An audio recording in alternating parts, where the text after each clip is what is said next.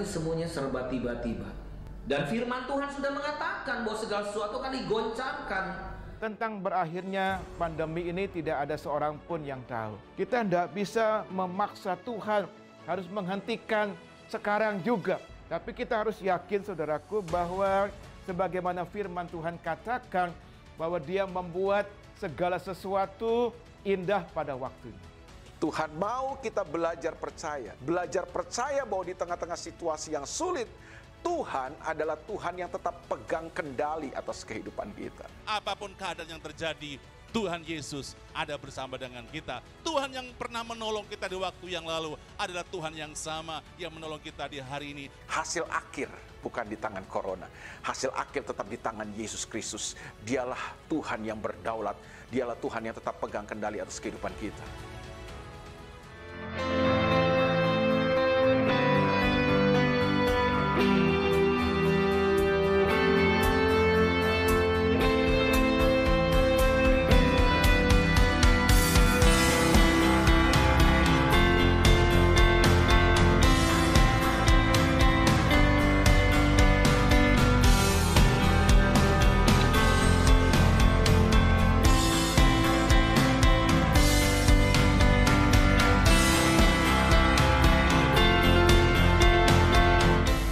Tetapi bukan hal yang sepele, sederhana tetapi tidak sepele, ya.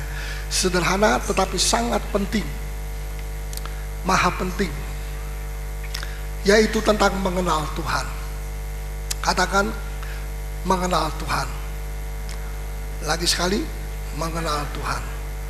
Mungkin kita berpikir, saya sudah kenal Tuhan, 20 tahun yang lalu saya sudah dibaptis, saya melayani Tuhan, apakah saya masih kurang mengenal Tuhan? Mengenal itu ada level demi level, ya. Ada orang mengenal Tuhan begitu-begitu saja, ada orang mengenal Tuhan lebih dalam. Kalau saya tanya kepada saudara Laoli, kenal sama Presiden Rusia, Putin, atau Perdana Menteri? Oh, saya kenal. Dari mana? Melihat wajahnya dari televisi, dari majalah, dari koran. Pernah ketemu? Tidak pernah. Minum teh sama-sama? Tidak pernah. Minum kopi? Juga tidak pernah dengan dia. Kalau begitu tahu dari mana? Ya dari tadi, ya, pers. Apakah pernah sekolah sama-sama dia? Tidak pernah. Pernah ngomong satu kali saja? Tidak pernah. Ya, kenal-kenal begitu saja. Mengenal dari jauh. Ya, mengenal dari apa kata orang. Banyak orang Kristen mengenal Yesus tapi cuma dari jauh, sebelah luarnya saja, kulitnya saja. Mengenal seperti kata Ayub, mengenal Tuhan dari apa kata orang yang lain, dari orang kedua atau orang ketiga. Saudara, mengenal Tuhan seperti itu tidak akan memuaskan Tuhan. Kita perlu mengenal Dia lebih dalam, secara pribadi, bukan secara umum. Kenal Yesus secara umum. Bahkan banyak orang Kristen lebih mengutamakan pertolongan Tuhan daripada Tuhannya yang adalah sumber pertolongan. Lebih mengutamakan mujizatnya daripada Tuhannya yang membuat mujizat itu. Ya, nah ini disebabkan karena salah persepsi, salah menanggapi bagaimana arti mengenal Tuhan. Saya ingin menjelaskan sedikit sesuai dengan apa yang Tuhan berikan kepada saya. Dan mari untuk itu kita akan membuka Hosea pasal 4. Hosea pasal 4 ayat 1 sampai dengan ayat 2. Hosea 4 ayat 1 sampai dengan ayat 2.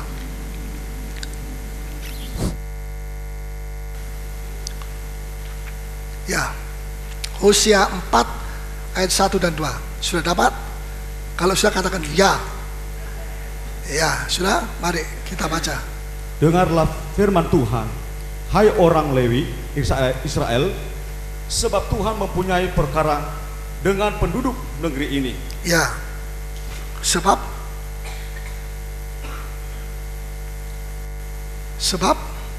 Tuhan mempunyai perkara dengan penduduk negeri ini. Sebab tidak ada kesetiaan. Sebab tidak ada kesetiaan dan tidak ada kasih. Ya, terus. Dan tidak ada pengenalan akan Allah di negeri ini. Tidak ada pengenalan. Artinya orang-orang di sini tidak mengenal siapa Tuhan yang mereka sembah itu. Ya, tahu Tuhan Yehova, ya, tetapi tidak mengenal dengan sungguh-sungguh secara pribadi.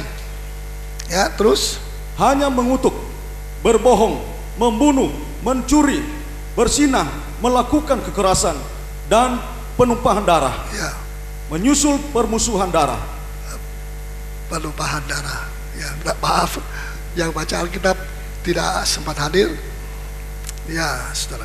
Nah, ayat 2, jikalau mereka hidup mengatakan saya mengenal Tuhan, tapi hidupnya mengutuk, berbohong, membunuh, mencuri dan sebagainya, maka perbuatan mereka sendiri berbicara lebih keras daripada perkataan mereka bahwa mereka tidak mengenal Tuhan seperti yang seharusnya. Sebab kalau kita mengenal Tuhan, kita tidak akan menjadi pembunuh. Kalau kita mengenal Tuhan, sebab Tuhan itu bukan Allah yang suka membunuh. Ya, kalau kita mengenal Tuhan, kita tidak akan berbohong atau mengutuk atau mencuri.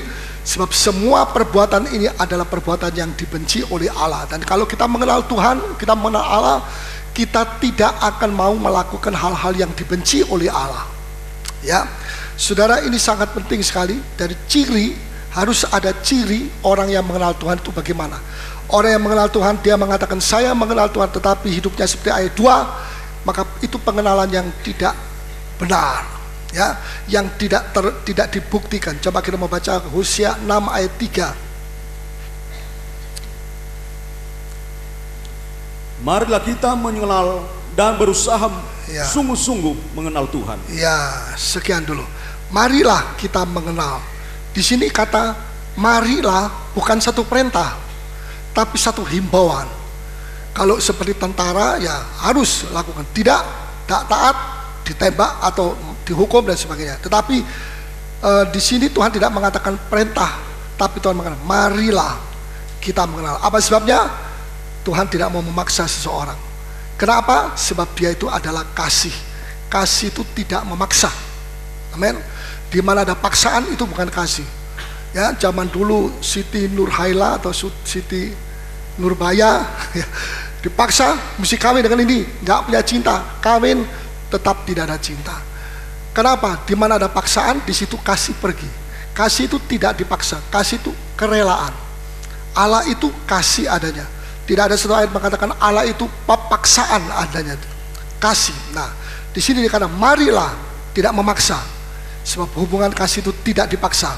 Ya, kita mengenal dan berusaha sungguh-sungguh mengenal Tuhan. Untuk mengenal Tuhan perlu waktu.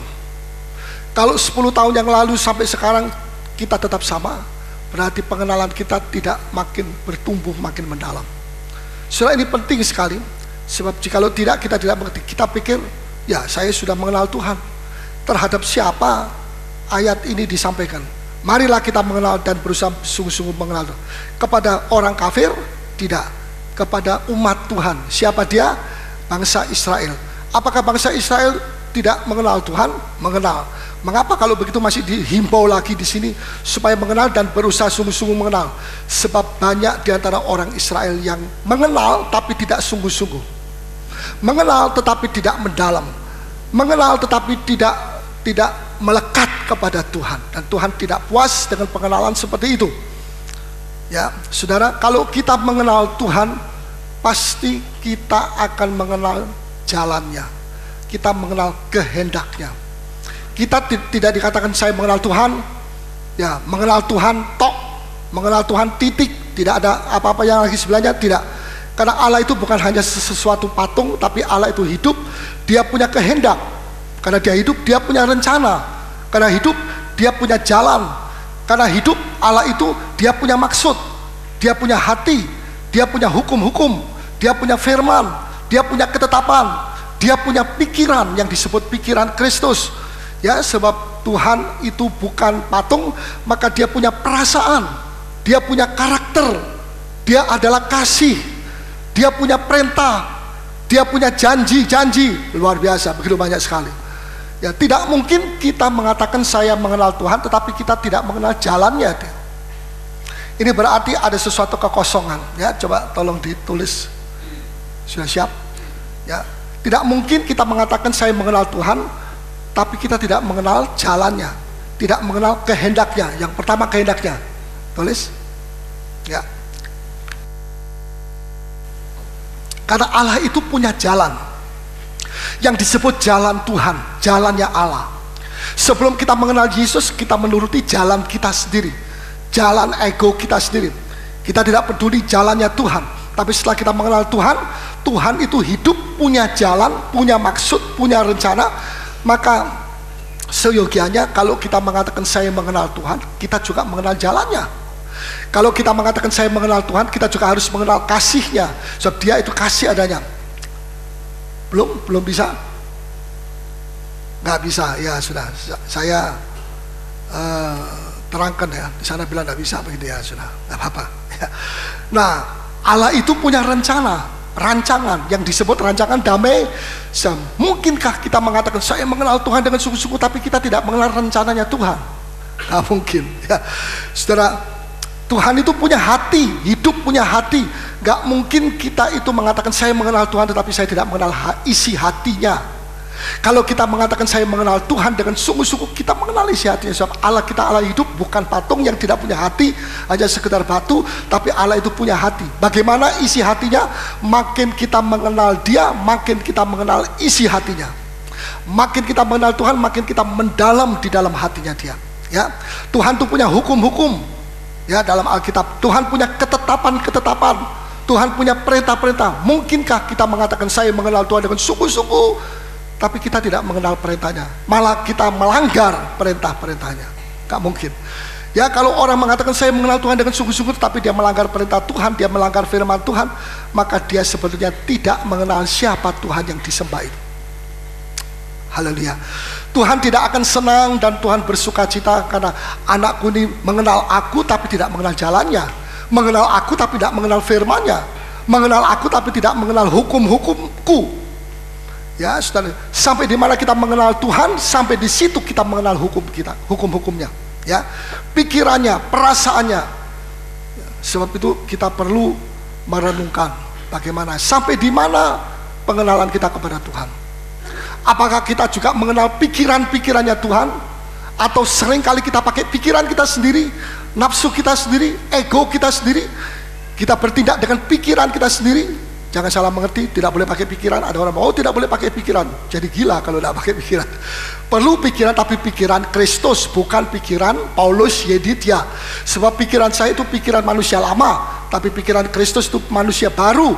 Dan kalau saya katakan saya mengenal Tuhan, maka saya juga mengenal pikiran-pikiran Allah. Bisa nangkap? Bisa mengerti? Haleluya. Ya, beberapa waktu yang lalu saya juga pernah mengkhotbahkan tentang mengenal Tuhan, tetapi tidak seperti yang dibukakan sekarang. Tuhan bilang kepada saya, sampaikan lagi bahwa mengenal Tuhan itu bukan cuma sekedar mengenal Tuhan tok, titik, tapi mengenal Tuhan itu juga mengenal jalan-jalannya Dia, pikirannya Dia, hatinya Dia. Apa itu? Hatinya Dia kasih, ya. Mengenal hukum-hukumnya, mengenal rancangannya, perasaannya, mengenal apa yang Tuhan suka. Betul? Kalau orang mengatakan saya mengenal Tuhan dengan sungguh-sungguh, tapi dia melakukan hal-hal yang Tuhan benci, apakah itu betul pengenalan kepada Tuhan? Makanya nanti pada akhir zaman ada banyak orang Tuhan bilang, aku tidak kenal kamu. Aku tidak kenal kamu. Lihat, mengapa tidak kenal kamu? Karena mereka tidak mengenal Tuhan dengan sungguh-sungguh. Kalau mereka mengenal Tuhan dengan sungguh-sungguh, mereka pasti juga mengenal jalannya Tuhan. Bagaimana caranya? Baca Alkitab, dengar firman. Ya, kita mengenal firman-Nya, kita mengenal hatinya Tuhan, kita mengenal kesukaan apa yang menjadi kesukaan Tuhan, dan sekaligus kita mengenal apa yang dibenci Tuhan, dan kita tidak mau dekat dengan itu. Coba kita baca di dalam Matius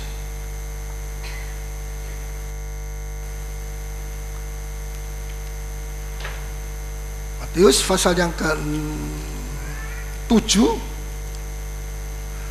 ayat 21 sampai 23.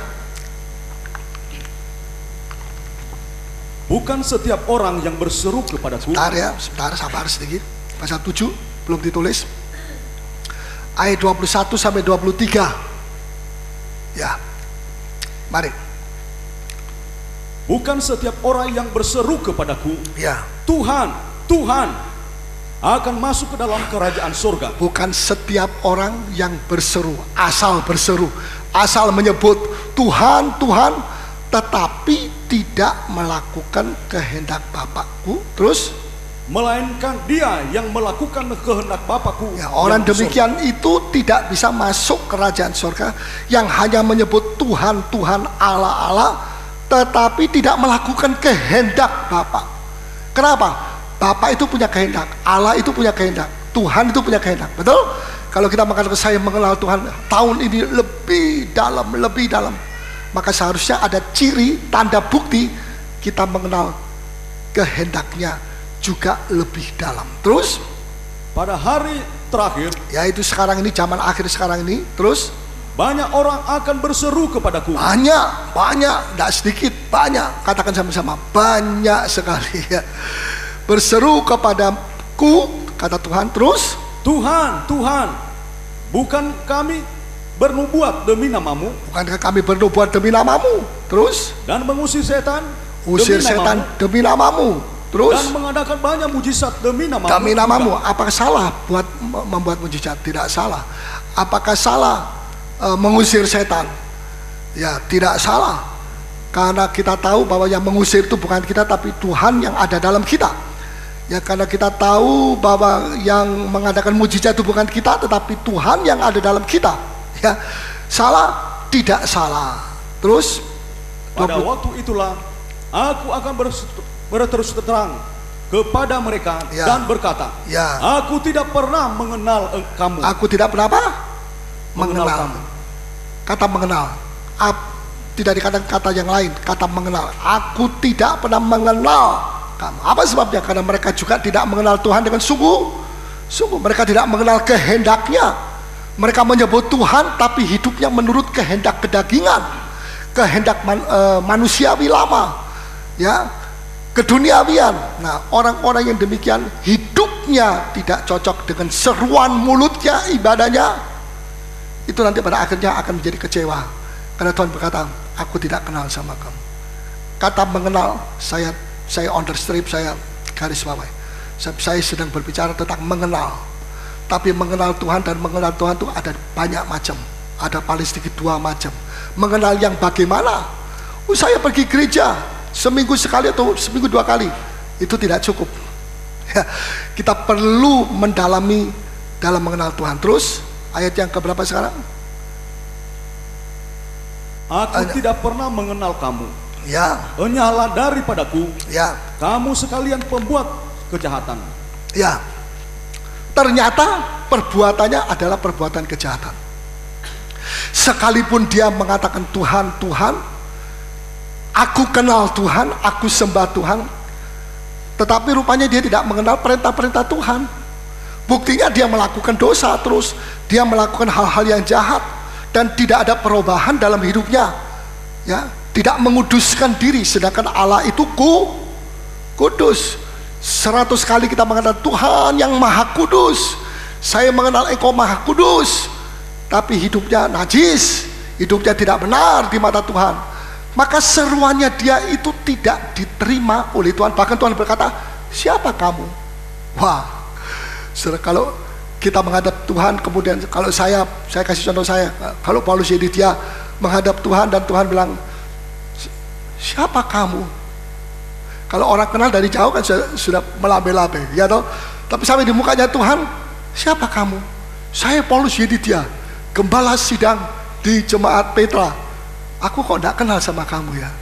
Bayangkan saudara, bukan cuma air mata buaya, air mata yang mengalir. Mungkin air mata darah, tapi tidak bisa menyelamatkan saya lagi, sebab waktu untuk bertobat sudah habis. Tidak selamanya kita bisa bertobat, ada waktunya. Tidak selamanya kita bisa menerima kasih karunia, ada waktunya.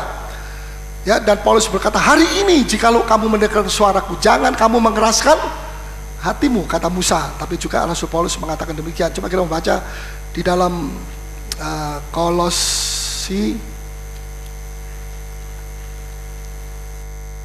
maafkan ya, 2 Korintus, salah,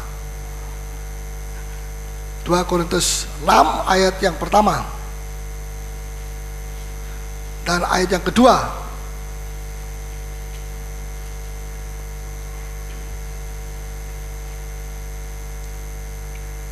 sebagai teman-teman sekerja, kami menasihatkan kamu, kata Rasul Paulus, terus supaya kamu jangan berbuat menjadi sia-sia kasih karunia Allah. Jangan membuat sia-sia kasih karunia itu, jangan disia-siakan. Kenapa Rasul Paulus? Karena banyak orang Kristen menyia-nyiakan kasih karunia. Kalau tidak ada itu, maka tidak perlu ditulis di sini, karena memang tidak ada orang Kristen yang menyia-nyiakan. Tapi karena Tuhan melihat ada begitu banyak yang orang-orang yang katanya anak Tuhan tetapi menyia-nyiakan kasih karunia. Ya. Makanya Rasul Paulus didorong oleh Roh Kudus tulis, supaya kamu jangan membuat menjadi sia-sia kasih karunia Allah yang telah kamu terima. Ayat 2. Sebab Allah berfirman, pada waktu aku berkenan, aku akan mendengarkan engkau, dan pada hari aku menyelamatkan, aku akan menolong engkau. Nah, kapan menolong kita? Tidak sembarang hari. Pada hari aku menyelamatkan, pada hari-hari itu, hari kemurahan. Kapan? Sekarang ini. Ya, Rasul Paulus juga tulis dalam Ibrani pasal 3, hari ini jikalau engkau mendengarkan suaraku, jangan kamu mengeraskan hari ini. Hari esok belum tentu. Ya. Hari 1 tahun lagi, jangan-jangan dia sudah meninggal dunia, atau dia sakit dan sebagainya. Ya kalau sakit mesti bisa minta ampun. Ya. Tetapi hari ini, sebab itu dikatakan di sini, pada waktu aku berkenan, aku akan mendengarkan engkau. Kapan seruan kita didengar sama Tuhan? Pada hari aku berkenan. Artinya hari kasih karunia yang Tuhan berikan kepada kita. Ya, tetapi kalau dikatakan pada waktu aku berkenan, berarti juga ada waktu yang aku sudah tidak berkenan. Tutup pintu, tidak ada kesempatan untuk orang menjadi selamat. Nah, ini yang berbahaya. Jikalau kita terus meng-cancel, mendelay, satu waktu kita melihat hari itu sudah ditutup oleh Tuhan untuk mengalami penyelamatan. Ya, sesungguhnya waktu ini adalah waktu perkenan. Sudah dibaca? Sesungguhnya ya, waktu ini adalah waktu perkenaan. Kapan waktu perkenan? Kapan? Hari? Sesungguhnya hari ini adalah hari penyelamatan itu. Ya, hari ini, waktu ini, saudara. Jadi tidak sembarang waktu. Kalau saudara ada di sini sekarang, ini bukti bahwa saudara menghargai kasih karunia Allah. Ya, saudara. Jadi Allah itu kudus. Jangan kita bermain-main dengan Dia. Dan orang yang mengenal Tuhan lebih peka kepada Tuhan, kehendaknya. Ya, dan orang yang mengenal Tuhan itu juga mengenal bukan saja hal-hal yang disukai oleh Tuhan, tapi hal-hal yang tidak disukai, yang bisa mendatangkan kedukaan, duka cita. Karena itu dalam Efesus 5 dikatakan, jangan mendukacitakan Roh Kudus. Kalau Roh Kudus duka cita, apa sudah pikir Yesus suka cita? Yesus suka duka cita. Dan kalau Bapak sudah pikir suka cita, Yesus duka cita, Bapak juga duka cita. Kalau Roh Kudus duka cita, Anak juga demikian, Bapak juga. Apa sebabnya? Karena Bapak, Anak, Roh Kudus itu adalah Allah Tritunggal yang satu, yang tidak bisa dicari-cari, dipisah-pisahkan satu dengan yang lain. Kalau yang satu merasa terluka hatinya, maka yang kedua dan ketiga juga merasa terluka. Kalau yang satu murka, yang kedua dan ketiga juga murka. Karena Allah Tritunggal itu satu. Tidak mungkin Bapak sukacita, Anak duka cita, Roh Kudus tengah-tengahnya, tidak mungkin. Ya, saudara. Jadi kita mau mengerti bahwa jangan kita mendukacitakan Roh Kudus. Kalau saudara mengatakan saya mengenal Tuhan, hidup saudara berhati-hati. Ya. Dan hidup saudara akan tahu. Dari mana saya bisa tahu apa-apa yang mendukacitakan Roh Kudus? Saudara perlu membaca Alkitab. Tidak cuma hari Minggu saudara baca, perlu tiap hari. Dan di samping itu saudara mendengar firman Tuhan, pengajaran demi pengajaran yang saudara terima di sini. Di situ saudara mengenal, makin mengenal firman-Nya, Roh Kudus-Nya, makin mengenal apa itu kekudusan, makin mengenal apa itu kebenaran, jalan-jalannya Tuhan, kehendak Tuhan, hukum-hukum Tuhan, karakter Kristus, perintah-perintahnya dan kasihnya. Kita makin mengenal. Coba kita baca ya. Jadi Allah itu kasih adanya. Jadi kalau kita mengenal Dia dengan sungguh, pasti kita mengenal kasih. Bukan cuma mengenal kasih, kasih itu ada di dalam kita. Mari kita baca 1 Yohanes 4 ayat 8. 1 Yohanes 4 surat ya sebelum Wahyu ayat 8.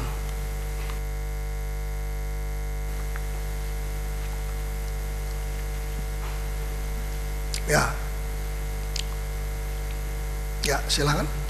Ayat 8. Barang siapa tidak mengasihi, Ya. ia tidak mengenal Allah. Lagi sekali. Barang siapa tidak mengasihi, Tidak mengasihi, ia tidak mengenal Allah. dia tidak mengenal Allah. Apa sebabnya? Karena Allah itu Allah kita, Allahnya orang Kristen kasih adanya. Allah kita itu bukan benci adanya. Allah kita itu bukan Allah yang penuh dengan kepahitan adanya. Kalau kita menyembah Allah yang penuh kebencian, maka perbuatan kita penuh dengan kebencian dengan segala orang. Tapi syukur bahwa Allah kita tidak dikata Allah itu kebencian atau Allah itu kepahitan. Allah itu kasih. Dan kalau saudara mengatakan saya makin mengenal Tuhan, setelah saudara keluar dari percobaan, saudara akan lebih mengenal Tuhan, lebih dalam, satu level lebih, sebab saudara mengenal kasihnya Tuhan. Terus Sebab Allah adalah kasih. sebab Allah adalah kasih. Nggak mungkin kita berkata saya mengenal Tuhan dan sungguh-sungguh saya mengenal Tuhan, hidup kita penuh kebencian. Ya, sebab kalau ada orang-orang yang saudara yang pernah melukai hati saudara, yang pernah menyusahkan saudara, ampuni dia. Ya, dan makin saudara mengampuni orang-orang itu yang tidak pantas untuk saudara ampuni, mungkin karena sudah melukai hati saudara, menyusahkan hati saudara. Tapi kalau saudara melakukan itu, maka saudara adalah cirinya anak Tuhan. Dan kita bertentangan dengan ciri anak duniawi. Anak duniawi penuh kepahitan, penuh kedongkolan, penuh kedongkolan. Ya, bukan kedongkelan, penuh kedongkolan, penuh kejahatan. Ya, penuh kepahitan hati, kebencian. Tapi kita anak Tuhan lain, sebab kita memiliki kasih daripada Allah. Dan Allah itu sendiri kasih adanya. Mungkinkah kita mengatakan saya mengenal Tuhan, bahkan Tuhan itu ada di dalam hati saya, tapi kita hidup penuh dengan kebencian? Ya, ampunilah dia dan berkati dia. Wah, repot kalau mesti memberkati dia. Nanti dia diberkati lebih dari saya. Tidak. Doakan dia, berkati dia, mintakan ampun dia. Dan kita sendiri juga minta ampun sama Tuhan, karena selang beberapa lama ini kita masih mempunyai kebencian terhadap dia. Saudara boleh coba, maka saudara akan melihat ada sesuatu yang berbeda di dalam hidup saudara. Ya, kenapa saya bisa mengalami? Karena saya mengalami. Kadang-kadang sementara mandi ingat, oh si A itu, wah itu pernah bikin susah saya, luar biasa. Tapi saat ini, kalau dulu pahit, makin diingat pahit. Ya, sebab itu banyak orang Kristen stres karena kepahitan. Ya, tapi sekarang Tuhan, Engkau berikan saya kasih karunia, dan saya akhir-akhir ini, tahun-tahun akhir ini banyak berbicara, Tuhan berbicara melalui saya tentang kasih karunia. Dan ketika saya memberkati mereka, ketika saya mendoakan mereka, luar biasa.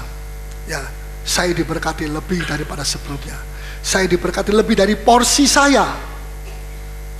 Ya, biasanya saya cuma 1 porsi, sekarang dapat 2, 3 porsi. Kenapa?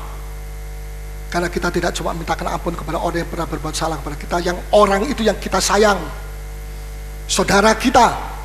Tapi orang yang macam-macam, yang berbuat macam-macam kepada saudara, tapi saudara bisa mengampuni. Apakah ada alternatif lain? Tidak ada. Ya, tidak ada. Saya tidak perlu minta maaf, tidak ada. Karena firman Allah ini, kecuali kalau dikatakan, ya kalau kamu tidak mau mengampuni ada jalan lain, apa? Puasa 40 hari 40 malam atau ini itu.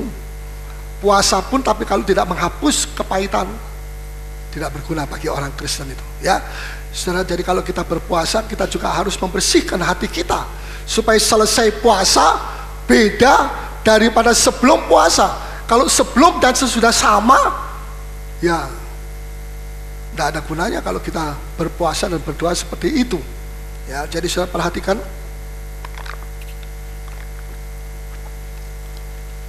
banyak orang Kristen begini. Kalau dia puji Tuhan, haleluya, puji Tuhan, haleluya. Tapi begitu dia masuk, jatuh dalam percobaan, dia bilang, Tuhan, Engkau tidak adil. Mana itu? Haleluya, tidak ada lagi. Puji Tuhan, saya masuk percobaan, tidak ada. Dia bilang, Tuhan engkau tidak adil, mengapa engkau izinkan saya mengalami begini dan sebagainya. Ini contoh orang ini, sebuah contoh buat kita bahwa orang ini sekalipun dinamakan orang Kristen tapi tidak mengenal Tuhan dengan sungguh-sungguh. Apa sebabnya? Selalu salah paham. Selalu salah paham dengan Tuhan. Kalau dia mengenal Tuhan, engkau kejam sama saya, ya, engkau kenapa bikin susah saya, itu berarti dia tidak mengenal sifatnya Tuhan, ya, dan berarti dia tidak mengenal Tuhan dengan sungguh-sungguh. Sebab Allah itu bukan Allah yang kejam, Allah itu penuh dengan kasih sayang. Tapi kadang-kadang kasih itu akan diberikan lebih setelah kita melalui percobaan yang lebih dalam daripada itu. Mari kita baca Mazmur 103. Ya, saya mau bacakan 1-2 ayat supaya saudara baca. Oh iya, kalau gitu bukan katanya Paulus Yedidia, ini perkataan Allah, firman Tuhan, Alkitab ini yang ngomong, ya. Saya cuma penyambung lidah saja. Mazmur 103 ayat 7. Sudah dapat? Kalau belum ya saya tunggu. 103 ayat 7. Ia telah memperkenalkan jalan-jalannya kepada Musa. Ya, apa yang diperkenalkan Allah kepada Musa? Jalan-jalannya, ketetapan-ketetapannya, hukum-hukumnya, ya, perintah-perintahnya, itu semua sama. Ya, firman-Nya itu diperkenalkan kepada Musa. Termasuk jalan-jalannya, jalannya Tuhan maksudnya. Terus perbuatan-perbuatannya kepada orang Israel. Kepada orang Israel bukan jalannya, perintahnya, hukumnya, tapi kepada Israel perbuatan-perbuatannya. Artinya begini, Israel sering marah. Hari ini tidak ada air, marah besar. Marah. Tuhan kasih air atau tidak? Tuhan kasih. Itu perbuatannya dia. Tetapi jalan-jalannya Tuhan tidak berikan kepada dia. Karena apa? Dia keras kepala. Diajari jalannya pun dia tidak akan mau. Yang dia mau apa? Air, mujizat, ya, segala sesuatu yang ditandai dengan tanda-tanda heran, itu saja dia mau. Tuhan kasih. Tapi apa artinya? Semua yang dia butuhkan Tuhan kasih. Pakaian tidak usah beli 40 tahun, tidak pernah robek. Kancing satu saja tidak pernah hilang. Tapi mereka tidak mengenal jalannya. Akibatnya apa? Buktinya apa? Mereka pada mati satu demi satu. Bisa mengerti? Nggak mencapai negeri perjanjian Kanaan. Apa sebabnya? Nggak mengenal jalan-jalannya. Kenapa Tuhan tidak memperkenalkan jalan-jalannya? Kok cuma kepada Musa, kepada bangsa Israel 2 juta kok tidak? Karena mereka tidak akan mau diajar. Mereka penuh dengan sungut-sungut, penuh dengan kejahatan dalam hatinya. Sedikit-sedikit marah sama Musa, marah sama Tuhan. Kenapa kok kayak begini? Kau bawa kami ke sini untuk dikubur di padang pasir. Begitu banyak kata-kata yang menyakitkan hati Tuhan. Sebab apa yang mereka katakan kepada Musa itu bukan tertuju kepada Musa. Musa itu cuma disuruh hamba daripada, ayo Musa, bawa keluar, lewat Laut Merah, lewat, ya, mujizat terjadi. Tapi kalau mereka bersungguh-sungguh, mereka bersungguh-sungguh terhadap Tuhan. Sebab itu Tuhan hanya bisa menunjukkan perbuatan-perbuatannya dia, tapi jalan-jalannya, firman-Nya, ketetapannya tidak. Karena mereka menghina kepada firman Allah. Ya.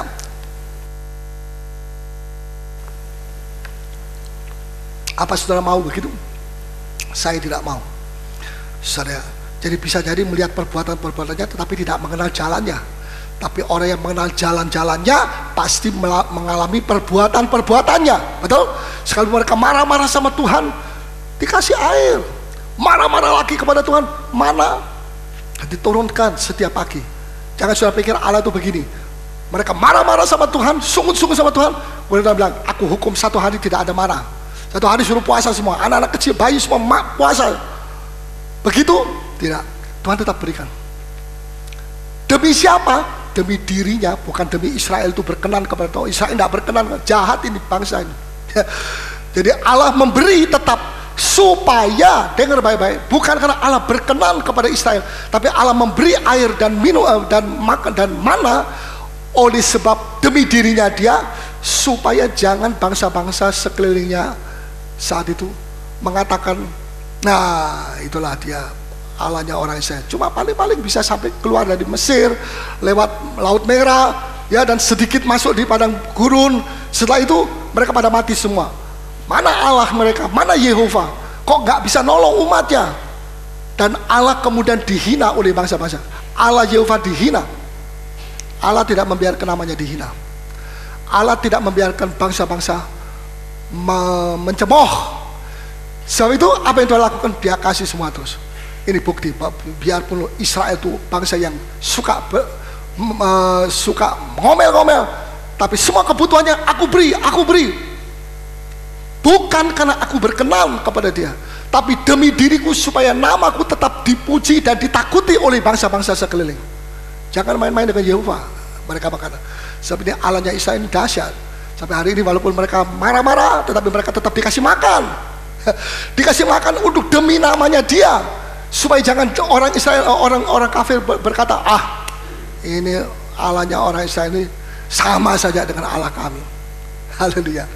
Saudara, saya mau diperkenalkan jalan-jalan. Kalau sudah mau diperkenalkan jalan-jalan Tuhan, saya mesti menyelidiki firman Tuhan. Ya, makanya ada kebaktian minggu, ada kebaktian PA, pemandang Alkitab, supaya saudara mengenal jalan-jalannya. Bagaimana saudara mau mengenal jalan-jalannya, maksudnya, kehendaknya, rencananya. Kalau saudara tidak pernah mendengar, tidak pernah membaca secara teratur, begitu ya, saudara, Tuhan begitu baik sekali. Nah, saya seringkali memberikan contoh seperti Ayub. Mengapa Ayub di tengah-tengah percobaan dia masih bisa mengatakan, sekalipun Tuhan membunuh saya tetap percaya. Enggak ganti Allah, tetap Allahku yang satu. Itulah Tuhan Bapa Surgawi, Yesus, Yehova pada saat itu. Kenapa Ayub di tengah-tengah kehabisan semua, harta habis semua, anak mati, masih bisa mengatakan, Tuhan, sekalipun engkau bukan cuma ini saja, tapi membunuh aku tetap percaya kepadamu. Haleluya. Ayub, kenapa? Karena Ayub mengenal siapa Tuhannya itu. Amin. Apa saudara mengenal Tuhan, saudara? Sesudah Ayub selesai menjalani percobaan-percobaan itu, dia bilang, tadinya aku cuma mendengar dari kata orang, mendengar tentang siapa engkau dari kata orang ketiga. Tapi sekarang setelah saya menjalani percobaan ini, mataku sendiri melihat dia. Coba kita baca, beda atau tidak mengenal Tuhan dengan mata sendiri melihat, atau mengenal Tuhan dari apa kata orang? Lain kali bukan apa kata orang, apa kata gosip. Repot tadi saudara. Mari kita mau baca itu di dalam Ayub, pasal-pasal yang terakhir di situ ya.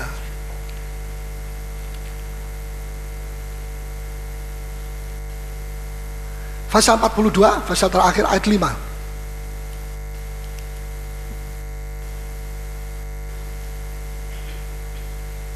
Ya.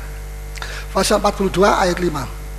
Hanya dari kata orang saja aku mendengar tentang engkau. Ya, tadinya aku mendengar tentang Tuhan Allah itu dari kata orang. Terus? Tetapi sekarang setelah dia melalui percobaan dan dia sudah keluar dari percobaan, terus mataku sendiri memandang engkau. Mataku sendiri memandang. Sudah mau mengenal Tuhan dari apa kata orang, atau mataku sendiri melihat siapa Tuhanku itu? Tentu saya mau yang terakhir. Haleluya. Ini berarti naik satu level. Ya, apa yang saya alami begini. Setiap kali kalau saya sudah mengalami percobaan besar atau medium atau kecil, saya dipulihkan, dikeluarkan dari percobaan itu. Dan apa yang terjadi? Saat itu saya lebih mengenal Tuhan satu level lebih tinggi. Mataku lebih dibukakan. Setiap kali selesai percobaan. Saya tidak tahu sudah mengalami itu atau tidak. Saya harap saudara mengalami, bahwa kita tidak masuk percobaan sia-sia. Sebelum masuk ya begitu, keluar ya begitu, tidak ada perubahan. Sedangkan ujian, cobaan itu adalah api yang bukan menghanguskan, tapi membersihkan, memurnikan emas. Kalau sudah tidak perlu takut sudah masuk dalam percobaan, ya semua apa sebabnya? Kalau saudara emas di mata Tuhan, saudara itu nilainya emas di kerajaan di hadapan Tuhan, saudara tidak takut. Emas tidak takut dimasukkan api. dia tidak akan terbakar. Bahkan dia akan dibersihkan dari sangat-sangat lebih keluar dari api, lebih murni dan nilainya lebih tinggi lagi dibanding sebelum dia masuk dalam api. Anak-anak Tuhan yang nilai rohani yang emas tidak takut masuk percobaan. Haleluya. Tapi juga jangan panggil-panggil, oh percobaan, marilah datanglah kepadaku, ngundang setan. Tidak, saudara ya. Sama seperti Yusuf, oh saya begitu banyak contoh-contoh. Sama seperti Daniel, sama seperti Rasul Paulus. Ya, kenapa Daniel berani masuk di dalam lubang singa? Demi bukan dia berbuat salah, tidak ada satu kesalahan. Dia satu dari 3 perdana menteri. Ya. Kenapa? Hanya persoalan Tuhan, agamanya yang dia tidak boleh berdoa. Dia bilang tetap dia berdoa, ya, tetap dia teguh hatinya. Apa sebabnya? Satu malam dia di hotel Prodeo, tidak bayar. Ya. Apa sebabnya dia begitu berani masuk dan begitu yakin? Karena dia mengenal siapa Tuhannya yang dia bela saat itu. Bisa mengerti? Kalau dia ragu-ragu, ya apakah Tuhan tolong saya apa tidak? Apakah Tuhan lebih hebat daripada singa-singa jantan betina yang sudah 21 bulan tidak dikasih makan ini, bagaimana? Ya kalau saudara ragu-ragu, mengapa banyak orang Kristen ragu? Karena tidak mengenal Tuhan dan jalan-jalannya dan ketetapannya dan sebagainya dan kasihnya. Ya, tetapi marilah firman Tuhan akan merubah pola pikir kita bahwa Allah kita itu Allah yang luar biasa. Ya, Rasul Paulus, kenapa dia berani mati pun untuk Kristus? Karena dia kenal betul siapa Tuhannya itu. Haleluya. Bukan sekedar mengenal pada waktu dia pertama kali lihat Tuhan Yesus di jalan ke Damsyik, tapi setelah itu dia terus makin dalam selama beberapa puluh tahun sampai akhirnya dia mati. Ya. Mengapa? Rut, masih ingat Rut? Rut begitu berani. Mungkin teman-temannya yang dari Moab bilang, Rut, kamu tuh terlalu emosi ya, terlalu overacting. Jadi orang Kristen oke lah, tapi jangan terlalu overacting seperti begini. Tidak, Rut tidak overacting. Tapi Rut berani mempertaruhkan nyawanya, pergi ke Bethlehem, satu negeri yang belum pernah dia lihat, dengan mertua yang sudah tua dan tidak punya uang. Tapi mengapa dia begitu gigih, dia berani pergi? Oleh sebab dia mengenal Tuhannya yang dia sembah. Sampai dari mulutnya dia berkata, Tuhanmu, Naomi, adalah Tuhan saya. Ini berarti dia sudah pindah agama. Bukan pindah agama, pindah kepada kebenaran. Ya. Kalau dia tidak punya akar dalam mengenal Tuhan, jangan harap dia bilang, sebab nasihat dari mertuanya masuk akal, kamu masih muda, saya sudah tua, umur 80, tidak bisa punya anak lagi. Kalau Anda kata malam ini lahir, ngoe, apa kamu mesti tunggu 15 tahun lagi, 17 tahun lagi, dan umurmu kalau ditambah 17 tahun mungkin sudah 37 tahun, ya. Oh, itu semua bukan menjadi pertimbangan. Tapi dia bertindak seperti itu karena dia mengenal Tuhannya. Beda dengan Orpa. Nah, Orpa itu siapa? Mingsalan, ya, sepupu. Dia pikir-pikir, ya, untung rugi, ikut Yesus untung atau rugi, untung atau buntung rugi. Akhirnya dia bilang, ya mama, terima kasih untuk nasihat yang luar biasa. Nasihat ini membuat saya masuk surga. Betul? Tidak. Bye-bye, dia pulang ke agamanya, ke Tuhannya, T kecil, ke bangsanya dan sebagainya. Apa sebabnya dia tidak mau risiko?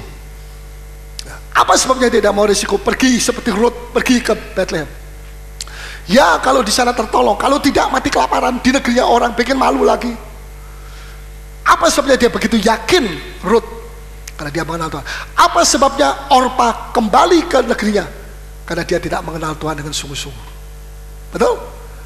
Memang dia menikah dengan seorang Yahudi, salah satu anak daripada Naomi, tapi dia tidak mengenal Tuhannya orang Yahudi dengan sungguh-sungguh.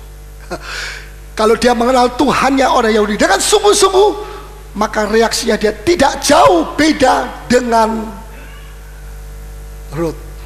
Betul? Haleluya. Luar biasa, saudara. Kalau kita makin mengenal Tuhan, percobaan-percobaan itu tidak ada artinya bagi kita. Bukan kita mencobai Tuhan, tidak, tapi kita tahu Tuhan kita itu lebih besar dari segala sesuatu. Ya, saudara, Tidak mungkin kita mengenal Tuhan, tapi di pihak lain kita melanggar perintah Tuhan. Ya, apa perintah Tuhan? Banyak sekali. Salah satunya saja saya ambil Ibrani 10. Jangan berhenti bersekutu bersama. Ya, seperti sekarang ini kita bersekutu bersama dalam ibadah raya. Ibrani 10 ayat 24 dan 25.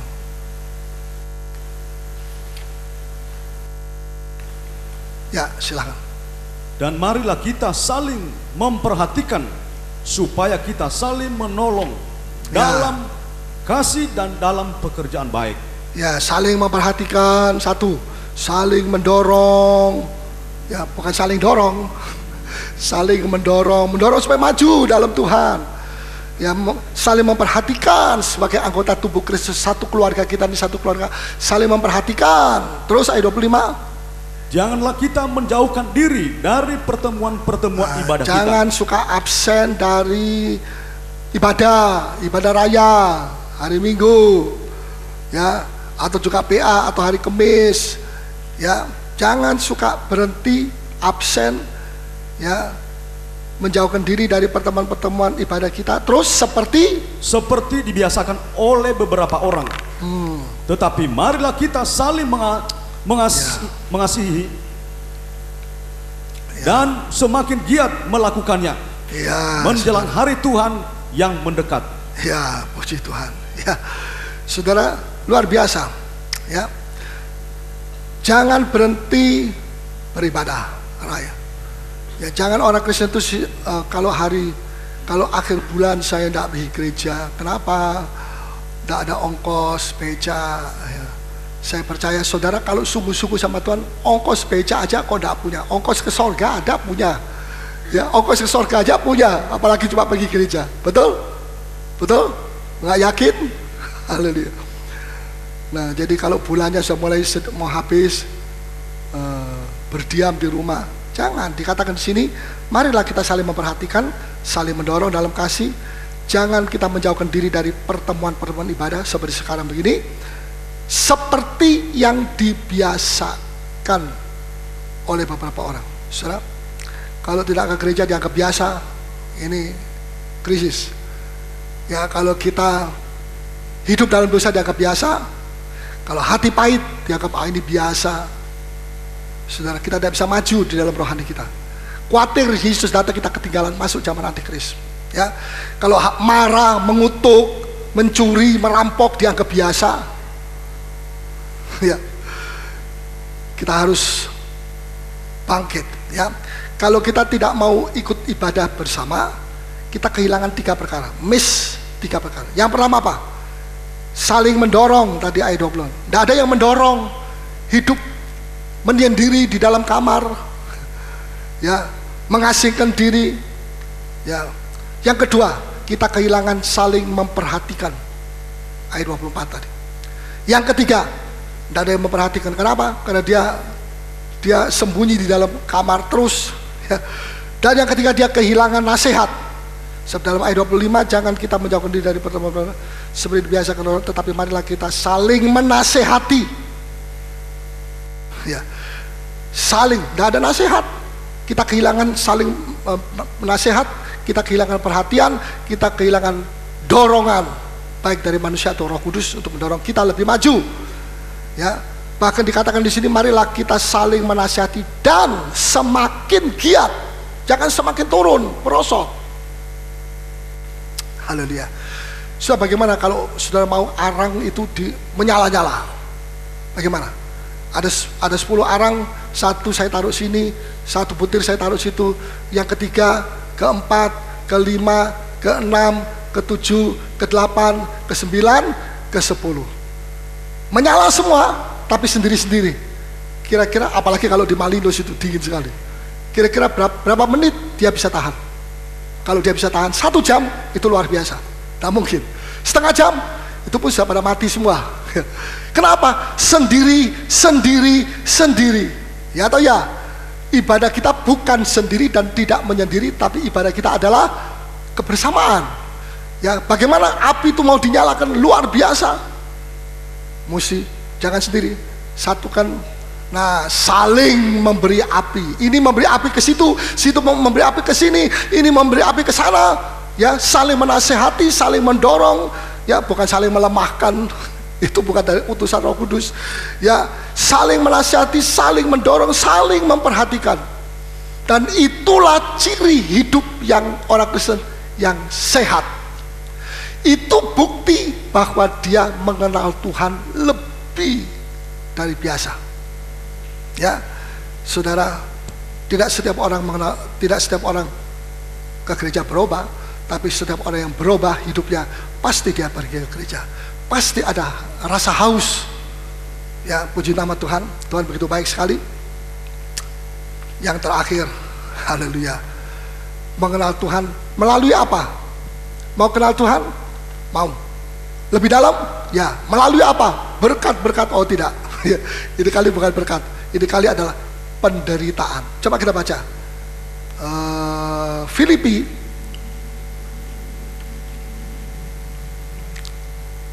pasal yang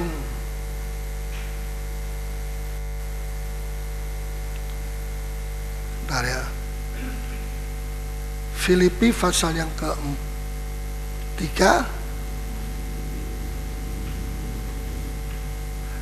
ayat yang ke-8 sampai dengan 10. Malahan segala sesuatu kuanggap rugi karena pengenalan akan Kristus Yesus Tuhanku. Semua aku anggap rugi. Apanya yang dianggap rugi? Orang Farisi, murid Gamaliel, kepercayaan imam besar, bawa surat perintah untuk menangkapi orang Kristen, orang Farisi, orang muda, masih brilian, keturunannya adalah keturunan orang Ibrani, keturunannya adalah keturunan dari Abraham. Itu semua tadinya menjadi kebanggaannya dia. Luar biasa, kemana-mana dia disambut tepuk tangan. Haleluya. Tapi ketika dia ketemu Yesus, bukan dia ketemu, Yesus menemukan dia di tengah jalan ke Damsyik. Nah, sampai mengakibatnya pada waktu dia lihat Yesus, dia jadi buta 3 hari. Luar biasa. Dan Yesus cuma bertanya, mengapa? Apa sebabnya kamu menganiaya aku? Tuhan tidak berkata, kenapa kamu menganiaya orang Kristen? Mengapa kamu menganiaya orang percaya? Tidak, Tuhan tidak bilang begitu. Tuhan bilang, mengapa engkau menganiaya aku? Aku berarti setiap penganiayaan terhadap orang Kristen itu tertuju kepada Tuhan. Amin. Nah, selesai. Nah, bagaimana kita bisa mengenal Tuhan lebih? Melalui penderitaan. Haleluya. Tidak percaya? Coba kalau kena percobaan, jangan minta-minta ya. Haleluya. Saudara, saya ngomong begini karena saya mengalami. Tahun 90-an saya banyak percobaan demi percobaan. Sampai ada orang mengatakan, kalau sudah mulai Oktober, November, Desember, Januari Januari tidak. Wah, ini percobaannya datang. Ya, datang ke saya, ke jemaat.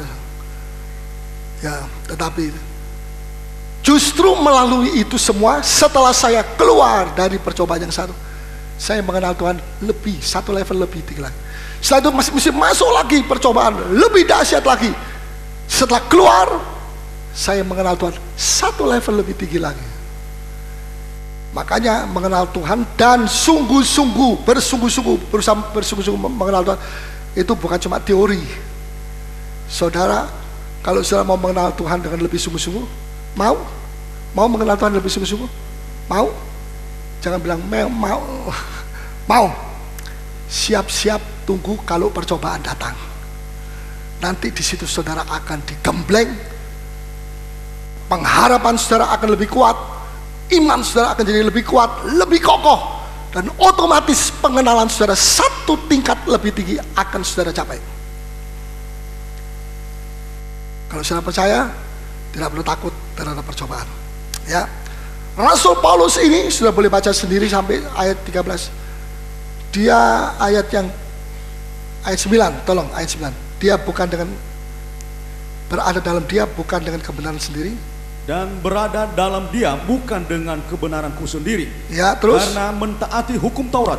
Ya. Melainkan dengan kebenaran karena kepercayaan kepada Kristus. Yaitu kebenaran Allah.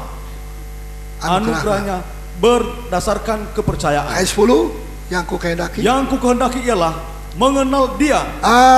Yang ku kehendaki adalah apa? Mengenal. Katakan sama-sama, mengenal Dia. Yang ku kehendaki adalah berkat-berkat. Nomor 2 itu berkat pasti datang gitu. Nomor 1 ini mengenal Tuhan lebih dulu, ya. Jadi saudara jangan pikir, oh saya sudah mengenal Tuhan satu kali untuk seumur hidup sampai mati, ya sudah itu pengenalan. Tidak benar. Mengenal Tuhan itu satu proses. Bisa saudara lebih merosot atau lebih maju dalam pengenalan, lebih dalam, itu tergantung iman kita, ya. Terus masih ada satu hal lagi, ayat 10. Dan kuasa kebangkitannya, ya. Dan persekutuan dalam penderitaannya. Saudara sebentar ya. Ada 3. Aku mau mengenal Dia dan kuasa kebangkitannya 2 dan penderitaannya 3. Luar biasa, saudara.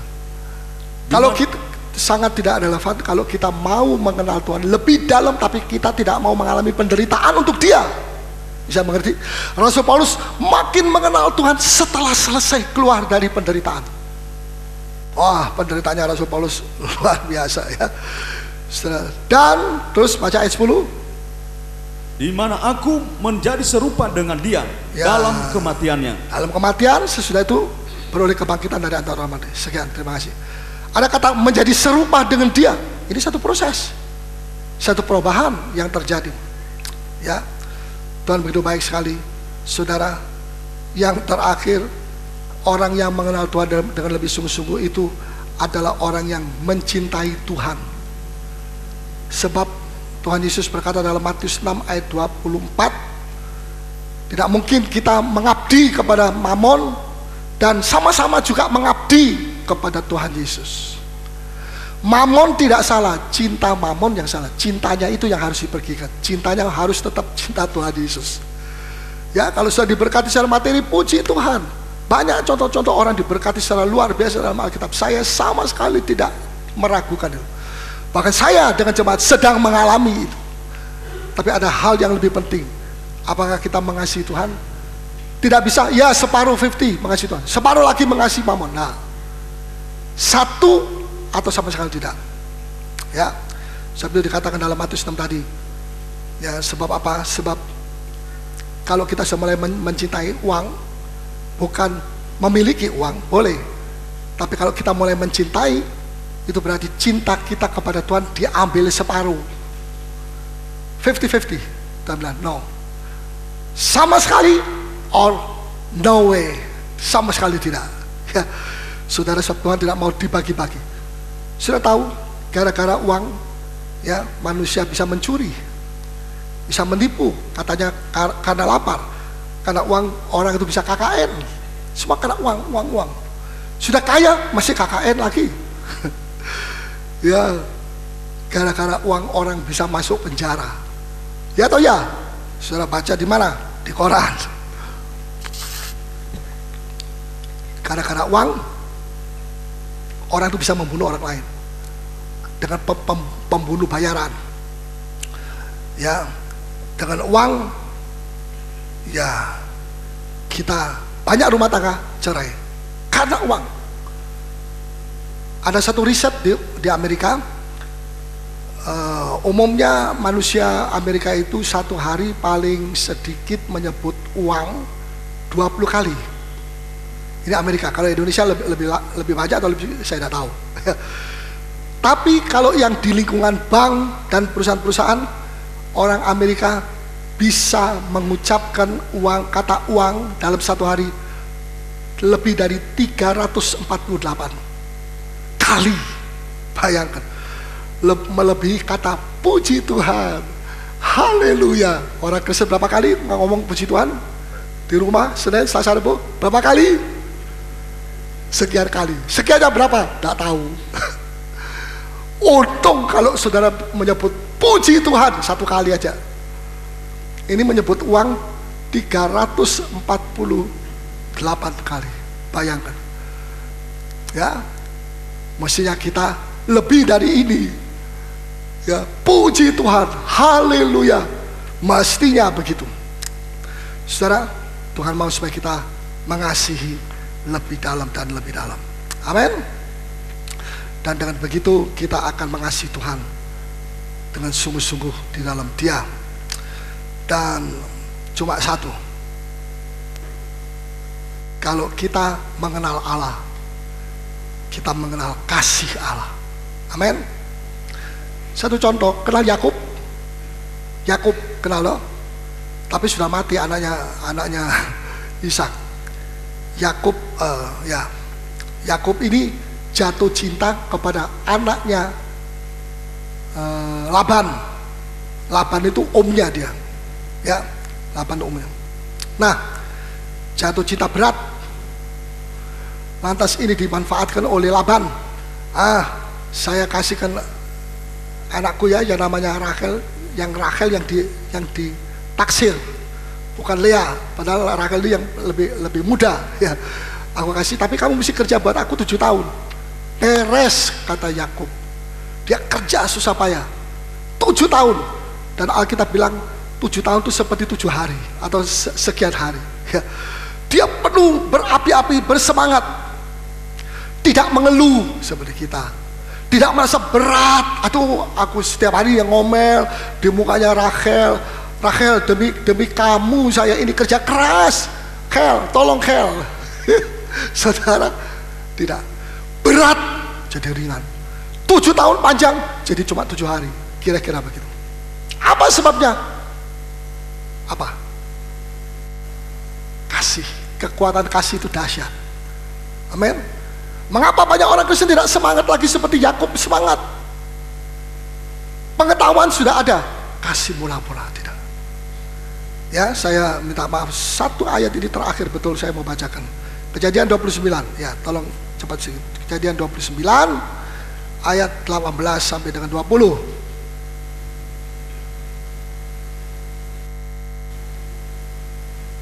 Ayat 20 saja. Sudah boleh baca seluruh Fatsal di rumah nanti, ya. Terus, jadi bekerjalah Yakub 7 tahun lamanya, untuk mendapat Rachel itu. Ya, tetapi 7 tahun itu dianggapnya seperti beberapa hari saja, karena cintanya kepada Rachel. Karena apa? Karena Rachel orang yang cantik, lebih dari itu. Kecantikan bisa keluar cakar-cakar ayam deh kalau saya boleh tua, ya. Tapi demi kasih. Yang berat, apa namanya berat itu ringan. Yang namanya mustahil, kasih membuat tidak mustahil. Amin. Yang namanya melemah, kalau ada kasih mula-mula jadi kuat. Saudara, saya tidak bisa memberikan apa yang sudah minta, tapi Tuhan Yesus ada di tengah-tengah kita. Mari kita bangkit berdiri semua.